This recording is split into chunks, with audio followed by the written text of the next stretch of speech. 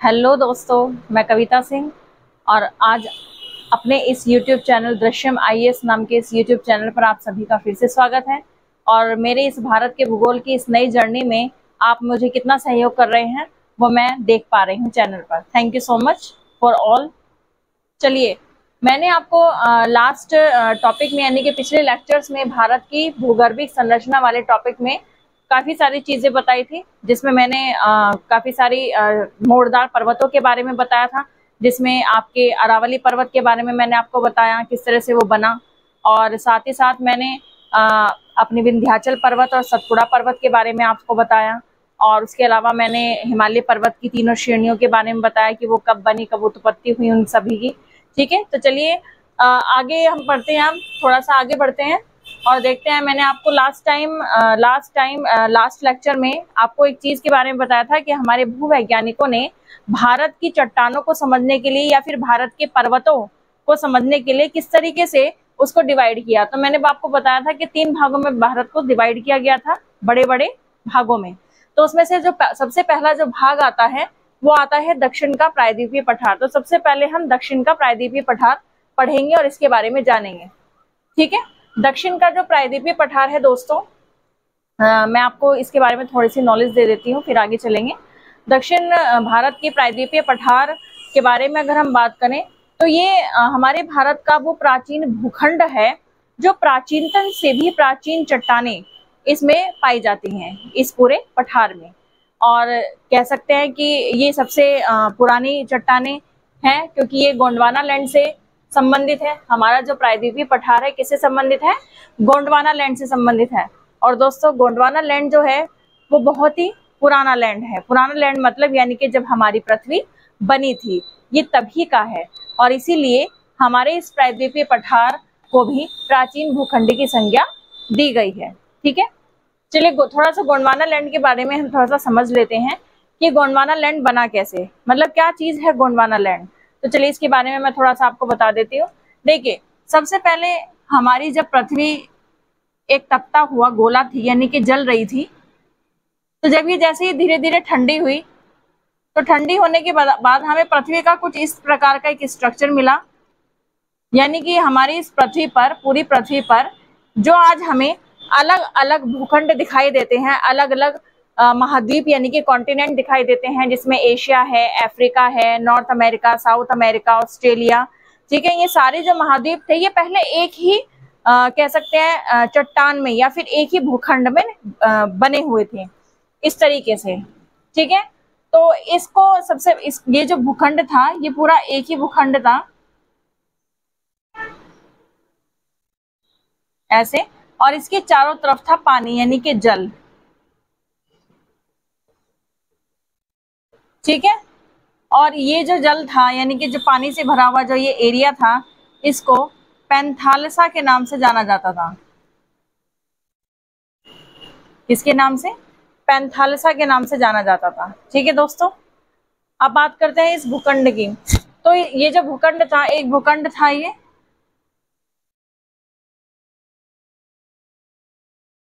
बाद में क्या हुआ कि हमारी जो पृथ्वी है वो 7 बार बनी है। यानी कह सकते हैं कि हमारी पृथ्वी पर उथल पुथल 7 बार हुई है, और तब जाकर के आज हमें ये जो स्वरूप अपनी पृथ्वी का दिखाई दे रहा है, जिसमें हम रह रहे हैं, बाकी के जीव जंतु रह रहे हैं, पेड़ पौधे रह रहे हैं और अपना जीवन यापन कर रहे हैं। आज की पृथ्वी हमें ऐसे देखने को मिलती है, लेकिन इसको बनने में करोड़ों अरबों साल लगे हैं। लाखों करोड़ों साल बाद जब हमारा ये भूखंड, जिसे हम पेंजिया के नाम से भी जानते हैं दोस्तों, किस नाम से जानते हैं? पेंजिया के नाम से भी जानते हैं। ठीक है, तो ये भूखंड टूट गया और टूटने के बाद 2 हिस्सों में बट गया, यानी कि कह सकते हैं 2 हिस्से बन गए इसके भूखंड के। तो ऊपर वाला जो था ये कहलाया अंगारा लैंड। क्या कहलाया ये? अंगारा लैंड। और जो नीचे वाला भाग था ये कहलाया आपका गोंडवाना लैंड।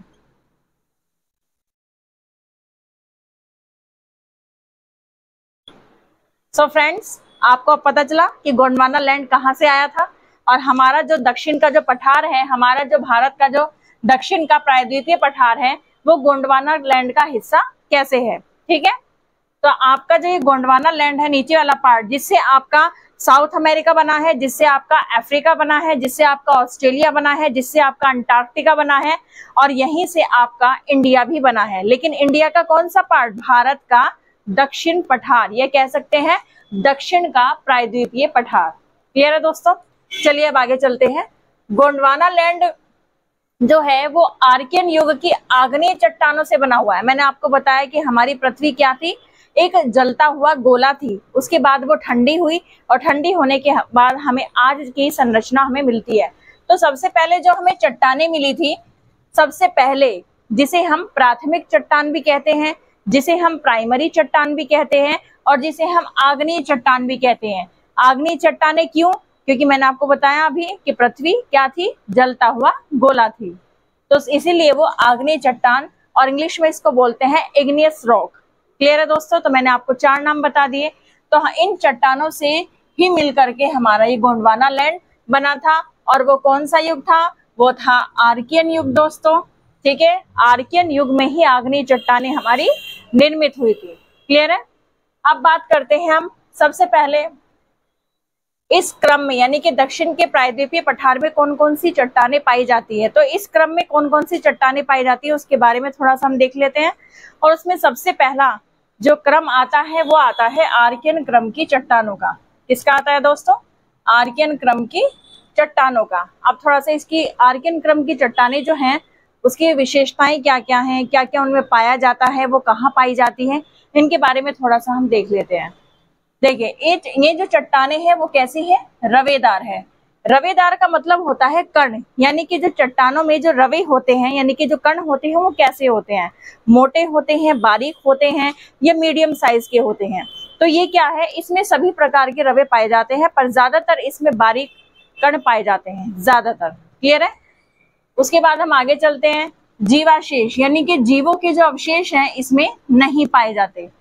मैं आपको बता दूं, ये पृथ्वी जब हमारी बनी थी, ये तब की हमारी आर्कियन क्रम की चट्टानें हैं। उस समय जीवन ही नहीं था, उस समय मानव ही नहीं था, ना ही कोई प्राणी था, ना ही कोई पेड़ पौधे। तो जीवाश्म होने का तो कोई मतलब ही नहीं बनता है। ठीक है दोस्तों? तो यानी कि जीवों का अभाव इसमें पाया जाता है, यानी कि मानव के जीवन से पहले बनने वाली जो चट्टानें हैं वो कौन सी हैं? आर्कियन क्रम की चट्टानें हैं। ठीक है, उसके बाद हम बात करते हैं तीसरी विशेषता के बारे में। इस चट्टान पर आंतरिक शक्तियों का प्रभाव सबसे ज्यादा रहा है दोस्तों। अब आप कंफ्यूज हो गए होंगे कि आंतरिक शक्तियों का मतलब यहाँ पर क्या है। देखिए दोस्तों, आंतरिक शक्तियों में आपकी आते हैं कई सारी चीजें आ सकती हैं, पर मैं मेन 2 चीजों के बारे में बात करना चाहूंगी। एक तो आता है जैसे भूकंप, ये आपकी आंतरिक शक्तियों में आता है, और दूसरा आपका आता है ज्वालामुखी क्रियाएं, ये भी आंतरिक शक्तियों में आती हैं। तो ये कुछ इस प्रकार की आंतरिक शक्तियां हैं जिसकी वजह से हमारी आर्कियन क्रम की चट्टानें रूपांतरित हुई हैं या फिर कायांतरित हुई हैं। क्लियर है दोस्तों? अब हम बात करते हैं अपनी अगली विशेषता के बारे में। यह मुख्य हिमालय के गर्भ भाग में भी पाई जाती है। मैंने आपको लास्ट लेक्चर में बताया था कि हमारा हिमालय कैसे बना है। मैंने आपको बताया था कि यूरेशियन प्लेट के इंडियन प्लेट से टकराने की वजह से तैथिस सागर में भरे हुए या फिर जमा हुए अवसादों के उसमें वलन पड़ने के कारण क्या हुआ था? हमारे हिमालय का निर्माण हुआ था। अब देखिए दोस्तों, जाहिर सी बात है कि आपका जो इंडियन प्लेट है वो गोंडवाना लैंड का पार्ट है, यूरेशियन प्लेट है वो अंगारा लैंड का पार्ट है, जो कि सबसे पुराना प्राचीनतम भूखंड है। क्लियर है दोस्तों? और वो किससे बना हुआ था? आग्नेय चट्टानों से बना हुआ था। और जब वो आग्नेय चट्टानों से बना हुआ था तो जाहिर सी बात है अवसाद कैसे होंगे? आग्नेय चट्टानों के निक्षेपण ही होंगे। जब आग्नेय चट्टानों के निक्षेपण होंगे तो जाहिर सी बात है कि हिमालय के अंदर कौन सी चट्टानें हमें प्राप्त होंगी? जाहिर सी बात है कि हमें आर्कियन क्रम की चट्टानें ही प्राप्त होंगी। क्लियर है दोस्तों? चलिए आगे बढ़ते हैं हम। अब हम देखते हैं कि आर्कियन क्रम की चट्टानें हमें अपने भारतीय क्षेत्र में कहाँ कहाँ पर मिलती हैं। तो सबसे पहले हम बात करते हैं, भाई दक्षिण का प्रायद्वीपीय पठार है तो जाहिर सी बात है कि ज्यादातर हमें दक्षिणी क्षेत्रों में ही यह देखने को मिलेगी, जिसमें आता है आपका तमिलनाडु, उसके बाद आपका आंध्र प्रदेश, कर्नाटक, मध्य प्रदेश, छत्तीसगढ़, उड़ीसा, छोटा नागपुर का पठार, झारखंड, राजस्थान। और राजस्थान के भी किस एरिया में? दक्षिण पूर्वी भाग में आर्कियन क्रम की चट्टानें हमें देखने को मिलती हैं। ठीक है, थोड़ा सा मैप पर आ जाते हैं। मैप पर मैं आपको बताना चाहूंगी, ये देखिए दक्षिण का प्रायद्वीपीय पठार है। ये देखिए यहाँ पर जो मैं आपको दिखा रही हूँ, ये वाला पार्ट जिसमें मैंने डॉट डॉट किया हुआ है, ये आर्कियन क्रम की चट्टानें ही हैं। क्लियर है। और यहाँ पर ये देखिए उड़ीसा वाला जो क्षेत्र है आपका, ये वाला इलाका, ये देखिए थोड़ा सा झारखंड वाला क्षेत्र आपका, एमपी वाला क्षेत्र आपका आ गया, थोड़ा यहाँ पर ये राजस्थान वाला क्षेत्र आ गया आपका, जहां पर आपको आर्कियन क्रम की चट्टानें मिलती हैं। अब आप जानेंगे कि यहाँ पर आर्कियन क्रम की चट्टानें क्यों पाई जा रही हैं, क्योंकि यहाँ तो कोई नाम ही नहीं है। मैं आपको बताना चाहूँ कि ये जो आपको ये वाला जो आपको एरिया दिखाई दे रहा है, एक्चुअली में ये पूरा का पूरा एरिया यहाँ तक मिला हुआ है, यानी कि मेघालय का जो ये पठार है ये भी हमारे दक्षिण के प्रायद्वीपीय भाग में आता है। और यही कारण है कि यहाँ पर भी हमारी आर्कियन क्रम की चट्टानें पाई जाती हैं। क्लियर दोस्तों। तो मैंने आपको ये मोटा मोटा आपको बता दिया कि कहाँ कहाँ पर आर्कियन क्रम की चट्टानें पाई जाती हैं। और यहाँ पर अभी हाल फिलहाल में वैज्ञानिकों के द्वारा खोज की गई है कि हमारे कुछ जम्मू कश्मीर के और कुछ थोड़े बहुत पंजाब के कुछ इलाके में भी करते हुए, सीमा से टच करते हुए, वहां पर भी कुछ हमें आर्कियन क्रम की चट्टानें प्राप्त हुई हैं। अब आपको मैं बताती हूँ धारवाड़ क्रम की चट्टानों के बारे में। पहला क्रम आपने अभी पढ़ा जाना आर्कियन क्रम की चट्टानों के बारे में, और अब आप जानेंगे धारवाड़ क्रम की चट्टानों के बारे में। ठीक है दोस्तों, देखिए धारवाड़ क्रम की चट्टानें जो हैं वो कैसी चट्टानें हैं? परतदार चट्टानें हैं। परतदार चट्टानें का मतलब, परतदार यानी कि लेयर्स, यानी कि कई सारे लेयर्स बिछी हुई हैं, उसे ही परतदार बोलते हैं। अब ये परतदार बनी कैसे? आर्कियन चट्टानों के अपर्दन और निक्षेपण की क्रिया के द्वारा ही इन चट्टानों का निर्माण हुआ, जिन्हें हम धारवाड़ क्रम की चट्टानें कहते हैं। तो आपको पता चला कि आपकी धारवाड़ क्रम की चट्टानें कैसे बनी। चलिए उसके बाद हम बात करते हैं, क्या इसमें भी चट्टान में भी जीवाश्म पाए जाते हैं? नहीं। धारवाड़ क्रम की चट्टानों का जब निर्माण हो रहा था तो उस समय भी जीवों की उत्पत्ति नहीं हुई थी। जीव यानी कि मानव जीवन नहीं आया था, ना ही कोई प्राणी आया था। ठीक है दोस्तों, चलिए अब आगे बात करते हैं। धारवाड़ क्रम की चट्टानें जो हैं वो प्रायद्वीपीय भाग, भारत के प्रायद्वीपीय भाग और भारत के प्रायद्वीपीय बाहर से बाहरी क्षेत्र यानी कि वाह्य प्रायद्वीपीय भाग दोनों में पाई जाती है धारवाड़ क्रम की चट्टानें, चाहे वो प्रायद्वीपीय पठार हो या फिर भारत का कोई अनन्य क्षेत्र। उसके बाद हम बात करते हैं सबसे ज्यादा जो धारवाड़ क्रम की चट्टानें पाई जाती हैं वो कहाँ पर पाई जाती हैं? कर्नाटक राज्य में सबसे ज्यादा पाई जाती है। कहाँ पर पाई जाती है? कर्नाटक राज्य में। और कर्नाटक राज्य के 3 जिले सबसे ज्यादा प्रमुख क्षेत्र हैं धारवाड़ क्रम की चट्टानों के लिए। उसमें सबसे पहले नंबर पर आता है धारवाड़ जिला। तो आप समझ ही चुके होंगे कि कर्नाटक के धारवाड़ जिले की वजह से ही इन चट्टानों का जो नामकरण है वो किसके नाम से हुआ है? धारवाड़ जिले के नाम से हुआ है। चलिए दूसरा जिला आता है बेलारी जिला, जहां पर भी धारवाड़ की क्रम की चट्टानें पाई जाती हैं। और तीसरा जिला आता है शिमोगा जिला, ये भी काफी फेमस जिला है कर्नाटक का। देखिए अब बात करते हैं धारवाड़ क्रम की जो चट्टानें हैं वो आर्थिक दृष्टि से बहुत ज्यादा महत्वपूर्ण है, यानी कि इन चट्टानों से हमारे भारत की राजनीति को, हमारे भारत के कह सकते हैं कि आर्थिक स्थिति को सबसे ज्यादा लाभ प्राप्त होता है। और वो लाभ कैसे मिलता है? चलिए मैं बताती हूँ आपको। धातुओं से, यहाँ पर काफी ज्यादा धातुएं पाई जाती हैं। यहाँ इन चट्टानों से हमें काफी ज्यादा खनिज पदार्थ पाए जाते हैं। ठीक है, यानी कि काफी सारे खनिज पदार्थ हमें यहाँ पर देखने को मिलते हैं और धातु भी हमें यहाँ पर मिलती है। अब धातुओं में कौन कौन सी धातुएं हमें यहाँ पर सबसे ज्यादा मिलती हैं? सोना सबसे ज्यादा पाया जाता है धारवाड़ क्रम की चट्टानों में।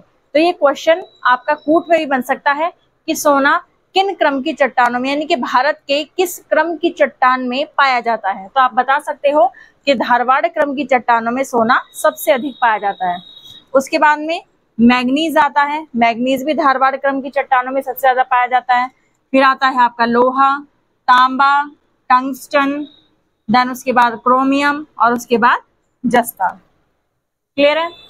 फिर बात करते हैं हम खनिज पदार्थों के बारे में। खनिज पदार्थ भी सबसे ज्यादा हमारे यहाँ पर धारवाड़ क्रम की चट्टानों में ही पाए जाते हैं, जैसे आपका फ्लोराइट, इल्मेनाइट, सीसा, सुरमा, बुलफ्रॉम, देन उसके बाद अभ्रक, कोबाल्ट, एस्बेस्टस, गार्नेट, संगमरमर एंड कोर्डम। ये सारे के सारे आपके प्रमुख खनिज पदार्थ हैं जिनका हमारी भारत की राजनीति में और हमारे भारत की अर्थव्यवस्था में सबसे बड़ा योगदान है। इसके बाद हम बात करते हैं लोहे के बारे में। लोहे के बारे में थोड़ा सा हम बात कर लेते हैं। लोहा सबसे ज्यादा किन किन राज्यों में या फिर कह सकते हैं कि किन किन क्षेत्रों में पाया जाता है हमारे भारत के झारखंड राज्य में पाया जाता है, उड़ीसा में पाया जाता है, गोवा और मध्य प्रदेश में पाया जाता है, छत्तीसगढ़ में पाया जाता है और कर्नाटक में। तो मैंने आपको बताया कि कर्नाटक में 3 जिले ऐसे हैं जहां पर ये सबसे ज्यादा धातु और खनिज पदार्थ पाई जाती हैं। क्लियर दोस्तों?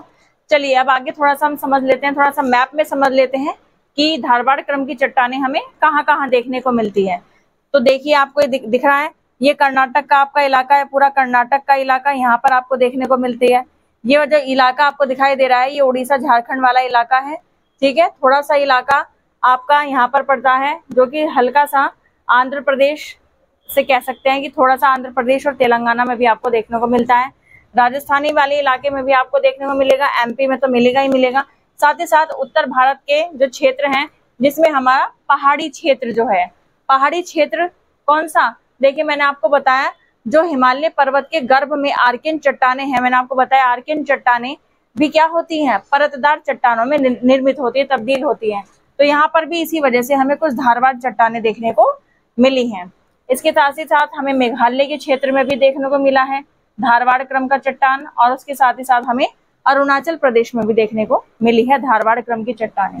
मैंने आपको लास्ट लेक्चर में बताया था कि धारवाड़ क्रम की चट्टानों में ही आपकी अरावली जो सबसे प्राचीन मोड़दार पर्वत या कह सकते हैं सबसे प्राचीन पर्वत श्रेणी है आपके भारत की, वो धारवाड़ काल में ही बनी थी। जब धारवाड़ क्रम की चट्टानें निर्मित हो रही थी तभी आपकी अरावली श्रेणी बनी थी, और यही कारण है। वो बात अलग है कि अब वो समतल हो चुकी है, पर हाँ कह सकते हैं कि इस वजह से वो अवशिष्ट पर्वत रह गई है और अब संसार का सबसे पुराना मोड़दार पर्वत वो कहलाती है।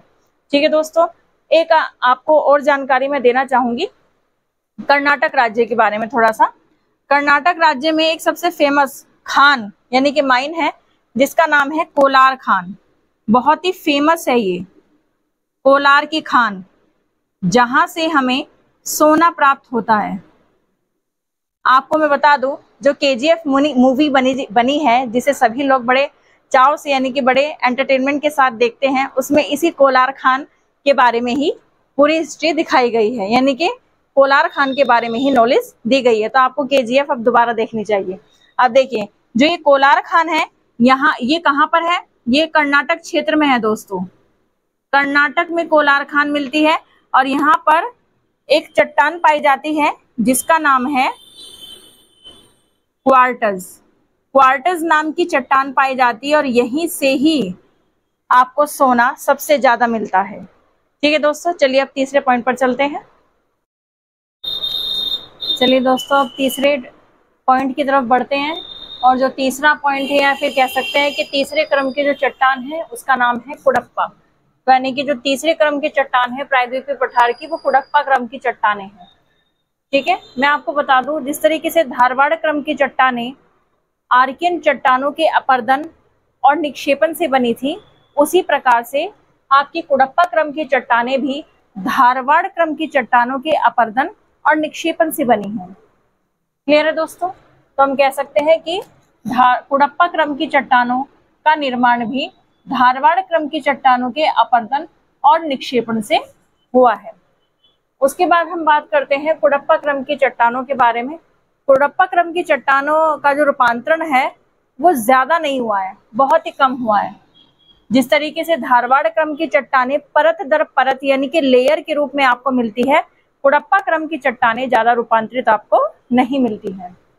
फिर हम बात करते हैं जीवाश्मों के बारे में। जिस तरीके से आर्कियन क्रम की चट्टानें और धारवाड़ क्रम की चट्टानें जीवाश्म रहित हैं, उसी प्रकार से आपकी कुडप्पा क्रम की चट्टानें भी जीवाश्म रहित हैं, यानी कि ये भी मानव जीवन से पहले निर्मित हुई थी। तो यानी कि इसमें भी जीवाश्म नहीं पाया जाता। क्लियर है दोस्तों? चलिए अब आगे देखते हैं कि ये कुडप्पा क्रम की चट्टानें हमें भारत के किन किन क्षेत्रों में देखने को मिलती है?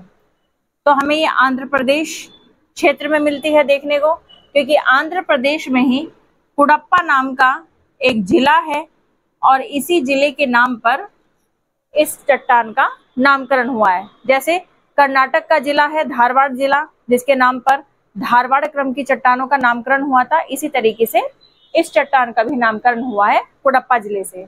उसके बाद हम बात करेंगे छत्तीसगढ़ की। छत्तीसगढ़ में भी कुडप्पा क्रम की चट्टानें मिलती हैं। राजस्थान में भी हमें कुडप्पा क्रम की चट्टानें देखने को मिलती हैं। उसके बाद कृष्णा घाटी में आ जाओ। कृष्णा घाटी यानी कि कृष्णा नदी जिस घाटी से होकर के बहती है उसे कृष्णा घाटी कहते हैं। हिमालय के भी कुछ क्षेत्रों में हमें ये देखने को मिलती है चट्टान। उसके बाद नल्ला मलाई श्रेणी में हमें देखने को मिलती है चट्टान। दक्षिण में आ जाइए, यानी कि जो आपका पूर्वी घाट है, जो आपका पश्चिमी घाट है, उन दोनों को मिलाकर जो आपका नीलगिरी पर्वत बनता है, वहीं पर आपकी नल्ला मलाई श्रेणी देखने को मिलती है। चेयार श्रेणी में भी आपको मिलेगी ये चट्टान और पापाधानी श्रेणी में भी आपको कुडप्पा क्रम की चट्टानें देखने के लिए मिलेंगी। अब हम बात करते हैं, आंध्र प्रदेश के 2 जिले हैं, एक तो कुडप्पा जिला मैंने आपको बता ही दिया पहले, दूसरा है कर्नूल जिला। यहाँ पर कुछ धातुएं पाई जाती हैं। देखिए, मैं आपको इसके बारे में थोड़ी एक एक्स्ट्रा नॉलेज देना चाहूंगी। ये आर्थिक दृष्टि से बहुत ही ज्यादा अच्छी नहीं है चट्टान। जिस तरीके से धारवाड़ चट्टान बहुत ही ज्यादा जरूरी है हमारी भारत की अर्थव्यवस्था को बनाए रखने के लिए, उसकी ग्रोथ के लिए, उसकी वृद्धि के लिए, उस प्रकार से कुडप्पा क्रम की चट्टानें इतनी ज्यादा महत्वपूर्ण हमारे लिए नहीं है। और वो क्यों नहीं है? क्योंकि सिर्फ कुछ ही क्षेत्र ऐसे हैं जहां पर कुडप्पा क्रम की चट्टानों में कुछ धातुएं पाई जाती हैं, या कह सकते हैं कि कुछ खनिज पदार्थ पाए जाते हैं, ज्यादा नहीं पाए जाते। किसकी अपेक्षा में? आपके धारवाड़ क्रम की चट्टानों की अपेक्षा में बहुत कम पाए जाते हैं। तो चलिए, कुडप्पा और कर्नूल जिले में जो पाई जाती हैं धातुएं वो कौन कौन सी पाई जाती हैं? एस्बेस्टस, टाल्क, रंगीन पत्थर और आपका संगमरमर। उसके बाद में थोड़ी बहुत आपको धातुएं देखने को मिलेंगी पूर्वी राजस्थान में। पूर्वी राजस्थान में आपको तांबा मिलेगा देखने के लिए, कोबाल्ट मिलेगा और रांगा मिलेगा। तांबा मैं आपको बता दूं, तांबा भारत के 2 राज्यों में सबसे ज्यादा पाया जाता है, एक तो आपके मध्य प्रदेश में और दूसरा राजस्थान में। मध्य प्रदेश में एक जिला है मलांज खंड। इस मलांज खंड में ही तांबे की खान पाई जाती है, जहां से हमारा भारत कम से कम 70% तांबा प्राप्त करता है। उसके बाद में दूसरे नंबर पर आता है आपका राजस्थान, और राजस्थान राज्य का एक जिला है, यानी कि क्षेत्र कह सकते हैं, जिसका नाम है खेतड़ी। यहां से तांबा सबसे ज्यादा प्राप्त किया जाता है। खेतड़ी जो खान है दोस्तों, आपने सुना होगा हड़प्पा सभ्यता, मोहनजोदाड़ो की सभ्यता के बारे में। जब आपने वो वाली चैप्टर्स पढ़े होंगे तो जाहिर सी बात है हिस्ट्री के वो चैप्टर्स पढ़ते हुए आपको खेतड़ी नाम जरूर मिला होगा। ठीक है, तो ये वही बहुत पुरानी खान है जहां से तांबे का व्यापार हड़प्पा सभ्यता में भी होता था और मोहनजोदाड़ो सभ्यता में भी होता था, और आज भी ये खेतड़ी हमें तांबा देती है। ठीक है दोस्तों, इसके अलावा और हमें काफी सारी चीजें मिलती हैं इस कुडप्पा क्रम की चट्टान में, जैसे लोहा है, मैग्नीज है, बालू पत्थर है और आपका चूना पत्थर है। ठीक है दोस्तों, चलिए अब चौथा पॉइंट देखने से पहले थोड़ा सा मैप पर हम आ जाते हैं। कुडप्पा क्रम की चट्टानें हम देख लेते हैं कि हमारे मैप में कहाँ कहाँ पर स्थित हैं। ये देखिए, ये वाला जो आपको इलाका दिख रहा है, ये आपका आंध्र प्रदेश वाला इलाका है। ठीक है, थोड़ा सा आपका कर्नाटक वाला हिस्सा आएगा आंध्र प्रदेश के इलाकों में, साथ ही साथ आपका उड़ीसा और मध्य प्रदेश और छत्तीसगढ़ वाले इलाके में, और साथ ही साथ आपके पूर्वी राजस्थान वाले इलाके में आपको देखने के लिए मिलेंगी ये सारी चट्टानें, कुडप्पा क्रम की चट्टानें। चलिए अब चौथा टॉपिक हम पढ़ लेते हैं। चलिए दोस्तों, अब हम दक्षिण के प्रायद्वीपीय पठार का अगले चट्टान के बारे में पढ़ते हैं, जो कि विंध्य क्रम की चट्टान है। देखिए, हम 3 क्रम की चट्टानें अपनी कंप्लीट कर चुके हैं। अब चौथे नंबर की क्रम की चट्टान हमारी कौन सी है? विंध्य क्रम की चट्टान है। तो चलिए इसके बारे में थोड़ा सा हम जान लेते हैं। विंध्य क्रम की जो चट्टानें हैं वो पहले तो हम ये जानेंगे कि किस क्षेत्र में पाई जाती है।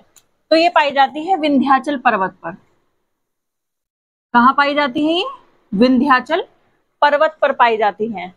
और जो विंध्याचल पर्वत है उसी के ही नाम पर इन चट्टानों का नामकरण किया गया है और इसीलिए इन चट्टानों को विंध्य क्रम की चट्टानें कहा जाता है। उसके बाद हम आगे चलते हैं। जो विंध्य क्रम की चट्टानें हैं वो कैसी चट्टानें हैं? परतदार चट्टानें हैं। यानी कि हम कह सकते हैं कि ये परतदार चट्टानें हैं। इसका मतलब ये क्या है? रूपांतरित चट्टानें हैं। एक रूपांतरित कह सकते हो या फिर कायांतरित कह सकते हो, इस प्रकार की चट्टानें हैं। जितनी भी रूपांतरित चट्टानें होती हैं वो परतदार चट्टानें होती हैं। क्लियर है दोस्तों? उसके बाद आगे देखते हैं। विंध्य क्रम की जो चट्टानें हैं ये भी जल निक्षेपों से बनी हुई हैं। जल निक्षेप मैं आपको बता देती हूँ, पहले भी मैंने आपको बता दिया है वैसे। भूसन्नति से ही इनका निर्माण हुआ है। जैसे आपकी कुडाप्पा क्रम की चट्टान है वो भी भूसन्नति से हुई है। धारवाड़ क्रम की चट्टानें भी भूसन्नति से उत्पत्ति हुई है उनकी, और साथ ही साथ विंध्य क्रम की चट्टानें भी भूसन्नति से ही बनी है। अब हम बात करते हैं कि इनका विस्तार कितना है, यानी कि ये कितने वर्ग किलोमीटर क्षेत्र में फैली हुई है। तो लगभग 1 लाख वर्ग किलोमीटर क्षेत्र में विंध्य क्रम की चट्टानों का विस्तार है। चलिए आगे देखते हैं।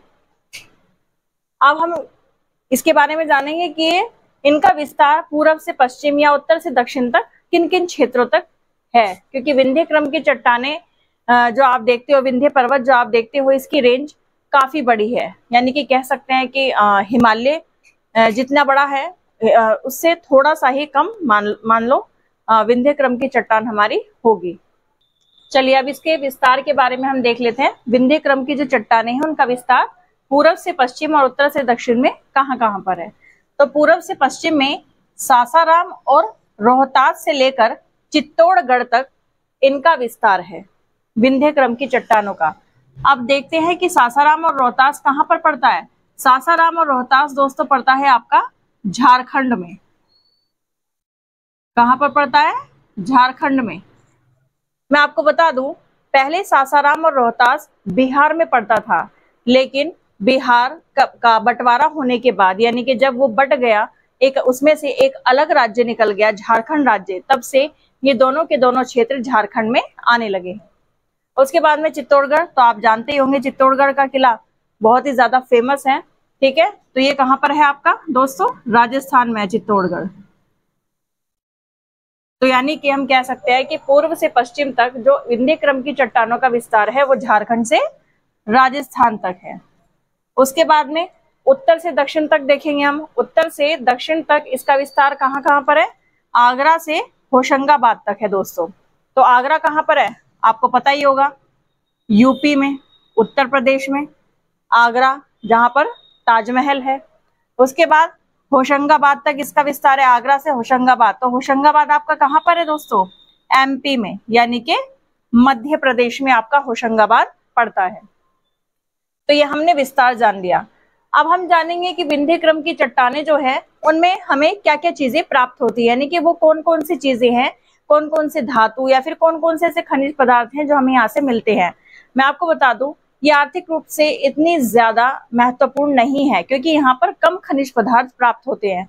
जैसे कि यहाँ पर बलुआ पत्थर मिलता है, चूना पत्थर मिलता है, चीनी मिट्टी मिलती है। चीनी मिट्टी जिससे जो आप की जो क्रोकरी होती है, कप प्लेट वगैरह, जो जिसमें आप सुबह का नाश्ता और चाय वगैरह पीते हैं, तो वो चीनी मिट्टी से ही बनते हैं।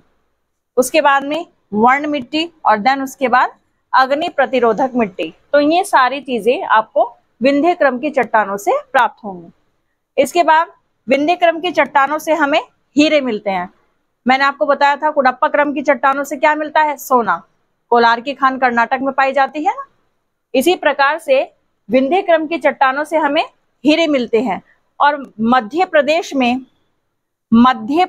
में ही 2 ऐसी प्रसिद्ध खान स्थित है, यानी कि फेमस ऐसी माइंस हैं। एक का नाम है पन्ना और एक का नाम है गोलकुंडा। ठीक है, यहाँ से हीरा निकलता है, यहीं से ही हीरे का बिजनेस यानी कि व्यापार हमारे देश में सभी राज्यों में होता है, और हमारे देश से बाहर भी होता है व्यापार हीरो का। ठीक है, और गोलकुंडा से रिलेटेड मैं आपको एक जानकारी देना चाहूंगी कि आपका जो कोहिनूर, जो अब हमारे देश में नहीं है, अंग्रेज अपने साथ ले गए थे। अब वो कहाँ पर है? इंग्लैंड में है, और इंग्लैंड में वहां के लंदन के म्यूजियम में अभी भी रखा हुआ है। ठीक है दोस्तों, तो वो गोलकुंडा से ही निकला था, गोलकुंडा खान से ही हमारा कोहिनूर जैसा सुंदर हीरा निकला था। चलिए अब थोड़ा सा मैप पर आ जाते हैं हम। मैप पर हम देख लेंगे कि विंध्य क्रम की चट्टानें कहाँ कहाँ पर फैली हुई है।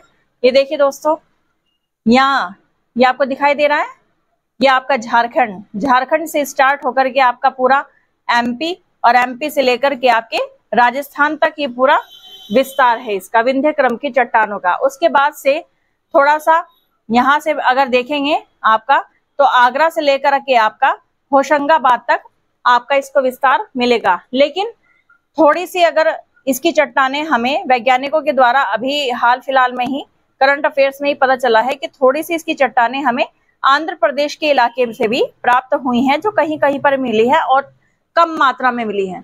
तो आंध्र प्रदेश से भी हमें हाल फिलहाल में इनकी चट्टानें प्राप्त हुई हैं। ठीक है, तो चलिए अब हम आगे की अगली चट्टान यानी कि 5वें नंबर की चट्टान, जिसका नाम है गोंडवाना क्रम की चट्टान, उसे देखेंगे। चलिए अब हम गोंडवाना क्रम की चट्टानों के बारे में पढ़ते हैं।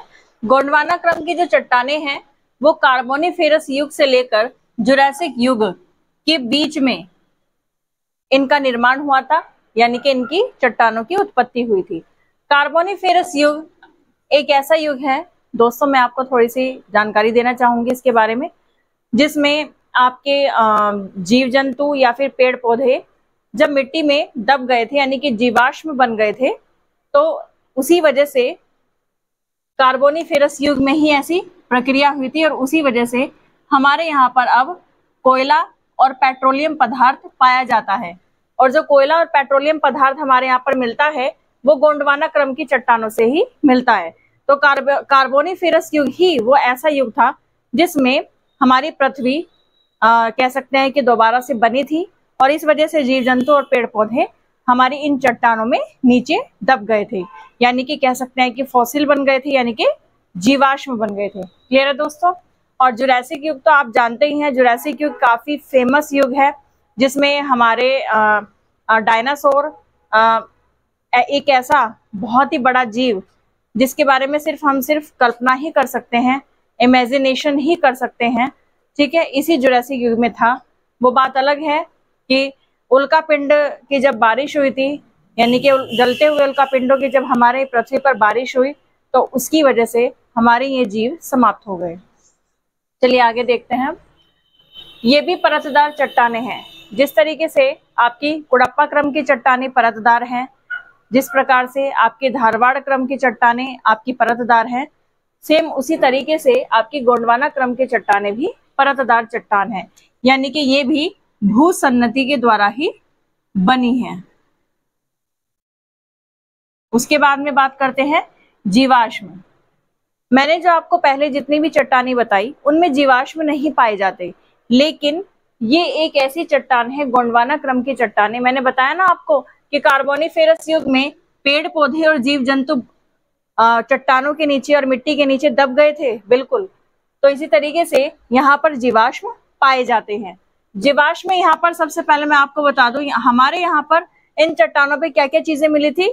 यहाँ पर मिली थी कुछ मछलियां जीवाश्म के रूप में, और जो रेंगने वाले जो जीव होते हैं, रेंगने वाले जीव, ठीक है, वो इन चट्टानों में हमें जीवाश्म के रूप में मिले हैं। तो हम कह सकते हैं कि इस समय हमारे यहाँ पर जीवों की उत्पत्ति शुरू हो गई थी।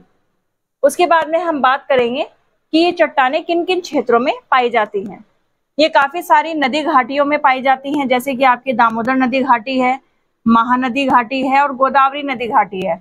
इन नदी घाटियों पर हमारी ये चट्टानें गोंडवाना क्रम की चट्टानें पाई जाती हैं। इसके अलावा कुछ ऐसे क्षेत्र हैं जैसे कि आपका कच्छ का रण का क्षेत्र है, आपका काठियावाड़ का क्षेत्र है, इन क्षेत्रों में भी पाई जाती है। कच्छ का रण और काठियावाड़ कहाँ पर पड़ता है दोस्तों? गुजरात क्षेत्र में पड़ता है, गुजरात राज्य में पड़ता है। इसके अलावा पश्चिमी राजस्थान में भी हमारे यहाँ पर गोंडवाना क्रम की कुछ चट्टानें पाई जाती हैं। अब थोड़ा सा मैप में देख लेते हैं। ये देखिए, आप देख पा रहे हैं यहाँ पर, ये आपका राजस्थान वाला, पश्चिमी राजस्थान वाला इलाका है, ये आपका कच्छ का रण है और ये आपका काठियावाड़ है। तो यहाँ पर कम कम मात्राओं में गोंडवाना क्रम की चट्टानें हमें मिलती हैं।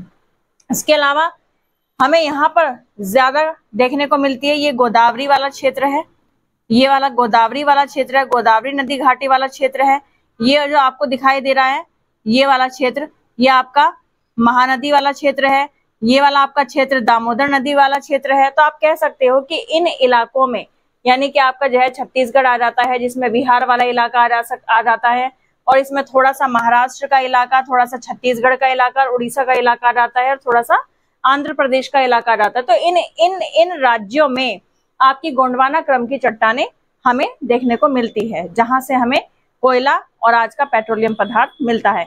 चलिए अब हम अगले यानी कि जो नेक्स्ट क्रम की चट्टान है उस पर हम बात करेंगे। चलिए दोस्तों, अब हम अगली चट्टान के बारे में जानेंगे, जिसका नाम है दक्कन ट्रैप। दक्कन ट्रैप को ही हम दक्कन का पठार कहते हैं। दक्कन ट्रैप को ही दक्कन का पठार कहा जाता है। ठीक है दोस्तों, चलिए अब देखते हैं हम कि इस पठार यानी कि इस चट्टान का निर्माण किस युग में या फिर किस काल में हुआ। तो किस युग में हुआ था दोस्तों?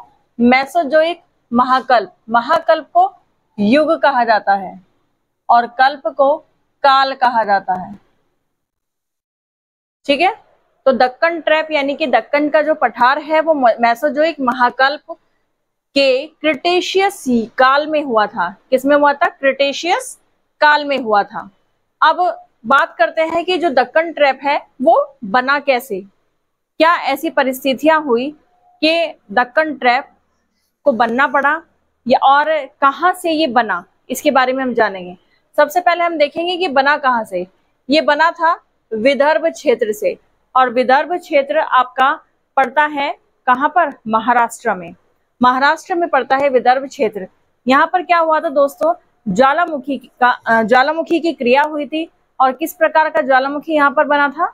यहाँ पर ज्वालामुखी बना था दरारी वाला, यानी कि जो दरारों से निकल कर के लावा बाहर आता है, पृथ्वी के बाहर आता है, और वो लावा ठंडा होकर के एक परत बना लेता है, एक जमीन या फिर एक चट्टान बना लेता है। इसी तरीके से हमारा ये दक्कन ट्रैप बना था। विदर्भ क्षेत्र से भी जब ज्वालामुखी फटा और इतना वृहद रूप से, इतना विशाल रूप से लावा उसमें से निकला, दरारों में से निकला जब, तो वो क्या हुआ? ठंडा होकर के एक पठार का रूप धारण कर लेता है, जो आज हम दक्कन के पठार के नाम से जिसे हम जानते हैं।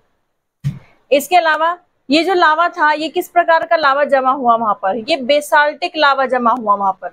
ठीक है, तो दोस्तों कहीं कहीं पर इसकी अगर मोटाई के बारे में भी बात करें तो ये 600 से लेकर 1500 मीटर भी हमें मिलता है मोटाई में, ये लावा जमा हुआ वहां पर। और कहीं कहीं पर हमें 3000 मीटर की मोटाई में भी हमें ये लावा दक्कन ट्रैप यानी कि दक्कन के पठार में मिलता है।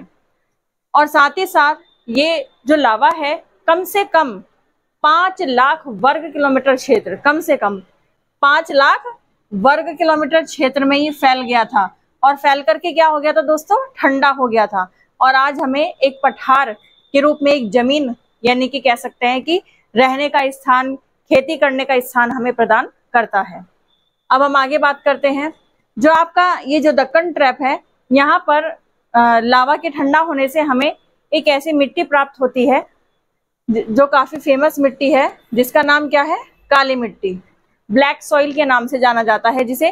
काली मिट्टी बहुत ही ज्यादा उपयुक्त मिट्टी है, क्योंकि इसमें कपास की जो खेती की जाती है सबसे ज्यादा की जाती है और ज्यादा अच्छी होती है, और मोटे अनाज भी हमारी इसी काली मिट्टी में ही सबसे ज्यादा होते हैं।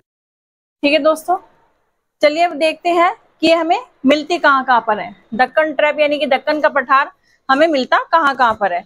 तो ये मिलता है हमें महाराष्ट्र में, महाराष्ट्र राज्य में मिलता है, गुजरात में ही मिलता है, मध्य प्रदेश में ही मिलता है, झारखंड, छत्तीसगढ़ और तमिलनाडु में हमें मिलता है। पर दक्कन के पठार की जो चट्टानें हैं वो हमें थोड़ी कम मात्रा में मिलती है इन 3 क्षेत्रों में, झारखंड में, छत्तीसगढ़ में और तमिलनाडु में। सबसे ज्यादा जो हमें मिलती है वो महाराष्ट्र, गुजरात और मध्य प्रदेश में मिलती है। चलो मैप में आगे देख लेते हैं हम। ये देखिए, आपको जो दिखाई दे रहा है ये महाराष्ट्र वाला इलाका, ये जो आपको दिख रहा है ये महाराष्ट्र वाला इलाका है। यहाँ पर महाराष्ट्र में सबसे ज्यादा उसके बाद गुजरात में आ जाओ, गुजरात का ये जो कच्छ का रण है ये, और ये आपका काठियावाड़ यहाँ पर हमें मिलती है। और साथ ही साथ मध्य प्रदेश, ये वाला जो इलाका है ये पूरा का पूरा ये आपका मध्य प्रदेश का ही है, जो जहां पर हमें दक्कन ट्रैप यानी कि थोड़ा सी दक्कन की चट्टानें हमें मिलती हैं। ये जो आपका एरिया है ये आपका झारखंड छत्तीसगढ़ का है, यहाँ पर हमें कम मात्रा में मिलती है, और हमें तमिलनाडु में भी बहुत कम मात्रा में दक्कन का पठार यानी कि दक्कन की चट्टानें देखने को मिलती है।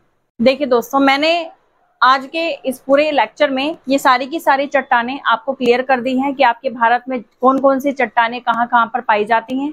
ठीक है, इसके अलावा आप मेरा जो अब अगला लेक्चर आएगा उस समय मैं उत्तर के पर्वतमाला में कौन सी चट्टान पाई जाती है और उत्तर के विशाल मैदान में कौन सी चट्टान पाई जाती है, मैं उसके बारे में आपको इसके बारे में डिटेल में बताऊंगी। ठीक है दोस्तों, बाकी मेरे पास कुछ बच्चों के कमेंट्स आए थे, और जो यूपीएससी एस्पिरेंट्स हैं और जिन्होंने एग्जाम में अपना मतलब अच्छा प्रदर्शन किया था, मतलब कह सकते हैं कि अपना अच्छा देने की कोशिश की थी, अच्छा करने की कोशिश की थी, पर आउट ऑफ सिलेबस उनका एग्जाम आया।